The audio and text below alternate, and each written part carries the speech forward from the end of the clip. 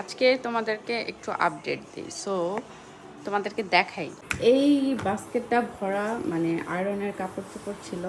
So আমি ভাবলাম যে এখানে মোটামুটি হয়তো আমারই কাপড়, আসলে অনেক দিন আগে থেকে এগুলো জমতেছিল, আমি ভুলে গেছিলাম।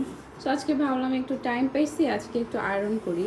সো আয়রন করতে শুরু করার পর হলো সেটা হচ্ছে আমার কোনো কাপড় নাই, মানে আমি আমার কোনো কাপড় খুঁজে পাই না আয়রন করার জন্য।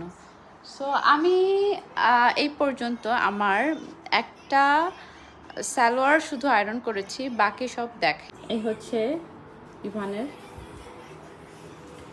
এই হচ্ছে তার প্যান্ট শার্ট, তারপর এই উপরেটাকে কি বলে ভেস্ট, তারপর তার পায়জামা পাঞ্জাবির জন্য, তারপর তার পাঞ্জাবি, তারপর তার শার্ট, তার শার্ট শার্ট শার্ট ওমা সবই তার।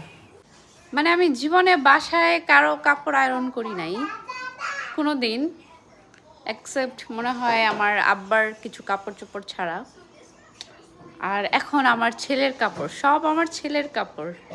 এই হচ্ছে জীবন, সেই হচ্ছে জীবন, এই জীবন নিয়েই আমি বাঁচি। আল্লাহ হাফেজ।